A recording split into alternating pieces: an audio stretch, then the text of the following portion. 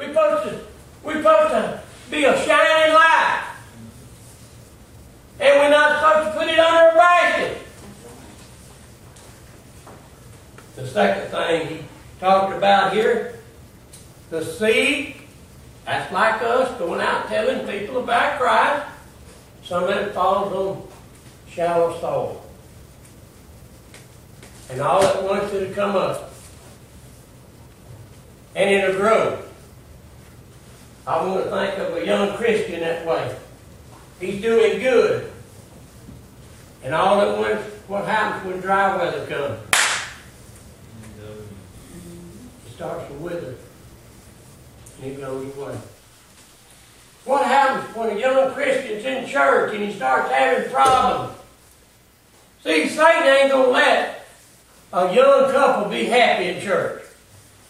He's going to find something to make one of them unhappy.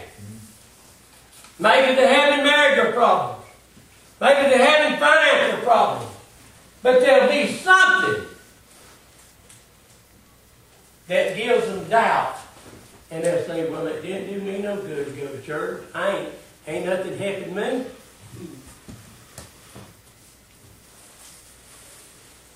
Sowing the word on shallow ground. Now, I want to stop right here. We've sowed it on a rocky ground. Sowed it on a shallow ground. But that don't mean that we not to sow. It's our job to sow God's word, plant it, and let Him take care of the rest. Amen. If you don't ever invite nobody to church, how do you expect somebody to come? If you go to them and say, come to church. I had a good excuse this week. They wanted to see what kind of fool I'd make out of myself this morning. So you seen them come, didn't you? I had about 10 or 12 of them here.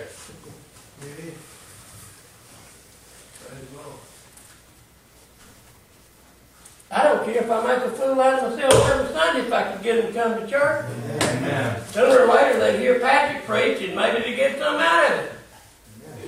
Amen. I want to tell you what. If the people come to church this morning, I'm not standing up here and saying what I done. I'm talking about if the people come here down the ladies' thing and they left here without a blessing, buddy, there's something bad wrong. Amen. I sat there and cried through the whole thing. Of course, I know the background of these women and I know what they're going through.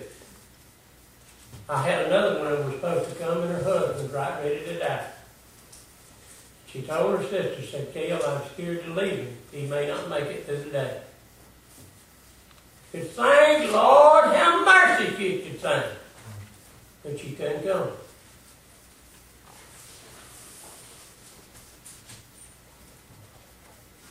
Then as Jesus tells us about when you sow the word, a lot of times it goes out into stickers. Thistles, it calls it in the Bible. I call it weeds. If you want something to grow at home, get out there and plow you up about a spot about the size of this right here and get it pretty clean and everything and plant you a few seed out there and see what grows there. Won't be nothing planted there for 100 years. And the rest of there'll be more weeds out there than what you seed you put in the ground. You can't hold them down fast enough. That's what he's talking about. Worldly things come along. Takes up God's word. You know, I love sports about as good as anybody in the whole world. Any of them ain't no different. If I ain't got nothing else, I'll even watch golf. That's the best one. And I've often thought, he mentioned this in Sunday school, I think, Michelle's class. You know, the best games, the most important games to me, when did they come on? They ought to do it every time. Super Bowl starts 5:30, knowing I got to be here at 6, 5 o'clock for choir. The devil tested it, you see. That's what he's talking about. Throwing the word and the thistles, the stickers, the outside world takes it away from you. But yet still now, it's still our job. It's our job. How many people, and I'm not going to get you raised no hand, I'm just asking, invited somebody in the church in the last 2 weeks? Another great opportunity, we have this men's breakfast. You know, all the men love to eat. It gives you the best opportunity in the world to invite somebody to church.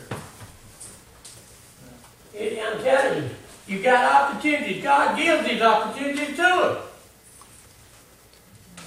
Hey, brother, we got breakfast Saturday morning, church. Come eat with us. You ain't got to bring nothing, ain't got to do nothing. Just come eat. I got the best Sunday school teacher in the world. I want you to come listen to her. We got the best choir in the whole county. Come listen to us sing. I'm giving you some examples that you can use. Find out what they like. If they like music, boy, we got some good special music here. Come listen. You ain't got to do nothing. You know the thing with people, the people that don't come to church, they think coming to church, like Brother Patrick mentioned about this boy the other day. He was scared to come. They're scared to come, afraid they're going to have to do something. They not got to do nothing. They might have to put on a clean shirt and a clean pair of breeches. And they don't even have to do that. All they got to do is come. But it's our job there. Then he gives us the last example in that parable. He said a lot of the words that you spread will fall on good ground. You know, some of the people that you tell to come to church, they'll come. And God will get a hold of their hearts. And they become Christians.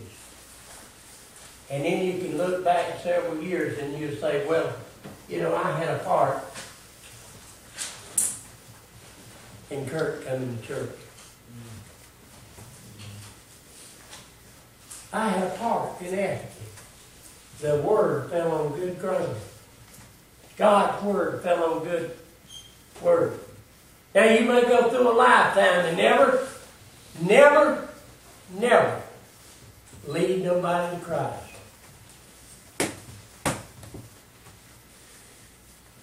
But if you can get one person to come to church and let God do the work, when you get to heaven, amen, God's going to say, well done. Amen.